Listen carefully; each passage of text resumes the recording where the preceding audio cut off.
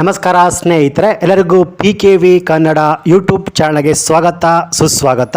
ಇವತ್ತಿನ ಈ ಒಂದು ವಿಡಿಯೋದಲ್ಲಿ ನಾನು ನಿಮಗೆ ತಿಳಿಸಿಕೊಡುವ ಮಾಹಿತಿ ಏನಪ್ಪ ಅಂದರೆ ಪೋದಿ ಎಂದರೇನು, ಜಮೀನಿನ ಪೋದಿ ಹೇಗೆ ಮಾಡಿಸಬೇಕು, ಹಾಗೆಯೇ ಪೋದಿ ಮಾಡಿಸೋದಕ್ಕೆ ಬೇಕಾದ ಡಾಕ್ಯುಮೆಂಟ್ಸ್ಗಳು ಏನೇನು, ಈ ಪೋದಿ ಮಾಡಿಸೋದು ಎಲ್ಲಿ, ಹಾಗೆಯೇ ಈ ಪೋದಿಯ ಯೂಸ್ ಏನು, ಅನುಕೂಲ ಏನು, ಹಾಗೆಯೇ ಈ ಪೋದಿಯಲ್ಲಿ ಎಷ್ಟು ವಿಧಗಳಿವೆ, ಟೈಪ್ಸ್ಗಳಿವೆ ಎಂದು ಕಂಪ್ಲೀಟ್ ಆದ ಮಾಹಿತಿ ಈ ಒಂದು ವಿಡಿಯೋದಲ್ಲಿ ನಾನು ನಿಮಗೆ ತಿಳಿಸ್ಕೊಡ್ತೀನಿ ಸ್ನೇಹಿತರೆ. ಸೊ ಈ ಮಾಹಿತಿ ನಿಮಗೆ ಸಂಪೂರ್ಣವಾಗಿ ಗೊತ್ತಾಗಬೇಕು ಅಂದ್ರೆ ಈ ವಿಡಿಯೋವನ್ನು ಮಧ್ಯದಲ್ಲಿ ಸ್ಕಿಪ್ ಮಾಡದೆ ಫುಲ್ ವಿಡಿಯೋ ಕೊನೆವರೆಗೂ ನೋಡಿ. ಹಾಗಿದ್ರೆ ಮಾತ್ರ ಫುಲ್ ಇನ್ಫಾರ್ಮೇಶನ್ ನಿಮ್ಗೆ ಅರ್ಥ ಆಗೋದು. ಬನ್ನಿ ವಿಡಿಯೋವನ್ನು ಶುರು ಮಾಡೋಣ. ಅದಕ್ಕಿಂತ ಮುಂಚೆ ನೀವಿನ್ನು PKV ಕನ್ನಡ ಯೂಟ್ಯೂಬ್ ಚಾನಲ್ಗೆ ಸಬ್ಸ್ಕ್ರೈಬ್ ಮಾಡಿಲ್ಲ ಅಂದರೆ ದಯವಿಟ್ಟು ಇಲ್ಲಿ ಕಾಣುವಂಥ ಸಬ್ಸ್ಕ್ರೈಬ್ ಬಟನ್ನ ಪ್ರೆಸ್ ಮಾಡಿಕೊಳ್ಳಿ. ಹಾಗೆಯೇ ಪಕ್ಕದಲ್ಲಿ ಬರುವಂಥ ಬೆಲ್ ಬಟನ್ನ ಒತ್ತಿ. ಸೊ ನಾನು ಯಾವುದೇ ಒಂದು ವಿಡಿಯೋವನ್ನು ಅಪ್ಲೋಡ್ ಮಾಡಿದಾಗ ನೀವು ನೋಡಬಹುದು. ಹಾಗೆಯೇ ಅನೇಕ ಜನ ವಿಡಿಯೋವನ್ನು ನೋಡ್ತಾ ಇದ್ದೀರಾ, ಆದರೆ ಸಬ್ಸ್ಕ್ರೈಬ್ ಮಾಡ್ತಿಲ್ಲ. ದಯವಿಟ್ಟು ಸಬ್ಸ್ಕ್ರೈಬ್ ಮಾಡಿಕೊಳ್ಳಿ. ಯಾಕೆಂದರೆ ನೀವು ಮಾಡುವ ಒಂದೇ ಒಂದು ಲೈಕ್ ಮತ್ತು ಸಬ್ಸ್ಕ್ರೈಬಿಂದ ನಿಮಗೆ ಇದೇ ರೀತಿಯಾದ ಉಪಯುಕ್ತ ಮಾಹಿತಿಗಳು ಕಂಟಿನ್ಯೂ ಆಗಿ ಸಿಗುತ್ತೆ. ಸೊ ಬನ್ನಿ ವಿಡಿಯೋವನ್ನು ಶುರು ಮಾಡೋಣ.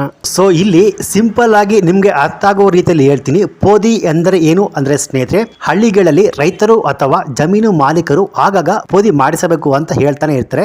ಸೊ ಹಾಗಿದ್ರೆ ಈ ಪೋದಿ ಎಂದರೇನು ಅಂದರೆ, ಜಮೀನಿನ ಪೋದಿ ಹೇಗೆ ಮಾಡಿಸಬೇಕು ಅಂದರೆ ಸ್ನೇಹಿತರೆ, ಪೋದಿ ಎಂದರೆ ಜಮೀನಿನ ದುರಸ್ತಿ ಭಾಗ ಮಾಡುವುದು ಎಂದರ್ಥ. ಫಾರ್ ಎಕ್ಸಾಂಪಲ್, ಒಂದೇ ಸರ್ವೆ ನಂಬರಿನಲ್ಲಿ ಎರಡಕ್ಕಿಂತ ಹೆಚ್ಚು ಜನರ ಹೆಸರು ಇದ್ದರೆ ಅದನ್ನು ಪ್ರತ್ಯೇಕವಾಗಿ ಬೇರೆ ಬೇರೆ ಮಾಡಿ ಹೆಸರು ಮಾಡುವುದಕ್ಕೆ ಪೋದಿ ಅಂತ ಹೇಳ್ತಾರೆ ಸ್ನೇಹಿತರೆ. ಹೌದು, ಒಂದೇ ಸರ್ವೆ ನಂಬರಲ್ಲಿ ಎರಡಕ್ಕಿಂತ ಹೆಚ್ಚು ಜನರ ಹೆಸರು ಇದ್ದರೆ ಅದನ್ನು ಬೇರೆ ಪ್ರತ್ಯೇಕ ಮಾಡಿ ಹೆಸರು ಮಾಡುವುದಕ್ಕೆ ಪೋದಿ ಅಂತ ಹೇಳ್ತಾರೆ.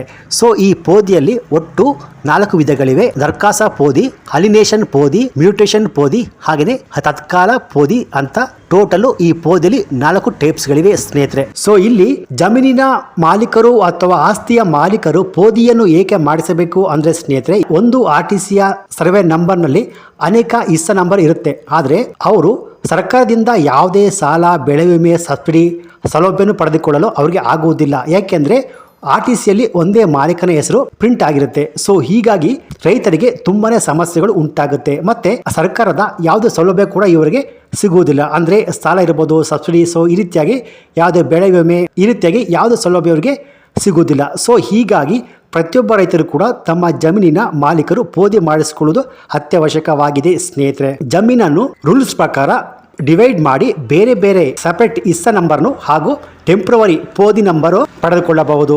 ಸೊ ನಂತರ ಹಾಗೆಯೇ ಪೋದಿ ಮಾಡಲಾಗಿರುವ ಭೂಮಿಗೆ ಇನ್ಕಮ್ ಡಾಕ್ಯುಮೆಂಟ್ಸ್ಗಳು, ಎಲ್ಲ ಡಾಕ್ಯುಮೆಂಟ್ಸ್ಗಳನ್ನು ರೆಡಿ ಮಾಡಿ ಒಂದೇ ಹೆಸರಲ್ಲಿ ಇರುವ ಮಾಲೀಕನ RTCಯನ್ನು ಪಡೆದುಕೊಳ್ಳಬಹುದು ಸ್ನೇಹಿತರೆ. ಫಾರ್ ಎಕ್ಸಾಂಪಲ್, ಒಂದು ಸರ್ವೆ ನಂಬರ್ನಲ್ಲಿ 5 ಇಸ್ಸಗಳಿವೆ ಅನ್ಕೊಳ್ಳಿ. ಆದರೆ ಅವರಿಗೆ ಬೇರೆ ಬೇರೆ RTC ಇರುವುದಿಲ್ಲ. 5 ಇಸ್ಸ ನಂಬರ್ ಅಥವಾ ಮಾಲೀಕರ ಹೆಸರುಗಳು ಹಾಗೂ ಜಮೀನಿನ ಎಲ್ಲ ಇನ್ಫಾರ್ಮೇಷನ್ ಒಂದೇ RTCಯಲ್ಲಿ ಪ್ರಿಂಟ್ ಆಗಿರುತ್ತೆ ಸ್ನೇಹಿತರೆ. ಸೊ ಈ ಸಂದರ್ಭದಲ್ಲಿ ಸರ್ವೆ ನಂಬರ್ನಲ್ಲಿರುವ ಹೆಸರು ಸಪರೇಟ್ ಆಗಿ ಮಾಡಬೇಕಂದ್ರೆ ಅವರು ಟೆಂಪ್ರವರಿ ಪೋದಿಯನ್ನು ಮಾಡಿಸಬೇಕು ಸ್ನೇಹಿತರೆ. ಸೊ ಈ ರೀತಿಯಾಗಿ ಸರ್ಕಾರದ ಯಾವುದೇ ಸೌಲಭ್ಯವನ್ನು ಪಡೆದುಕೊಳ್ಳಲು ಅವರು ಪೋದಿಯನ್ನು ಮಾಡಿಸಿಕೊಳ್ಳಬೇಕು ಸ್ನೇಹಿತರೆ. ಸೊ ಈ ಪೋದಿಯನ್ನು ಮಾಡಿಸಿಕೊಳ್ಳಲು ಬೇಕಾದ ಡಾಕ್ಯುಮೆಂಟ್ಸ್ ಏನಪ್ಪಾ ಅಂದ್ರೆ, ಜಮೀನಿನ ಮಾಲೀಕನ ಆಧಾರ್ ಕಾರ್ಡು, ಹಾಗೆಯೇ RTC, ಹಾಗೆಯೇ ಇನ್ನೂ ಹೆಚ್ಚಿನ ಡಾಕ್ಯುಮೆಂಟ್ಸ್ಗಳು ಏನು ಬೇಕು ಅಂತ ಹೇಳ್ಬಿಟ್ಟು ನಿಮ್ಮ ಹತ್ತಿರದ ತಹಶೀಲ್ದಾರ್ ಆಫೀಸ್ ಅಥವಾ ನಾಡ ಕಚೇರಿ ಆಫೀಸ್ ಅಲ್ಲಿಬಿಟ್ಟು ಭೇಟಿ ಕೊಟ್ಟು ಹೆಚ್ಚಿನ ಮಾಹಿತಿಯನ್ನು ಪಡೆದುಕೊಳ್ಳಬಹುದು.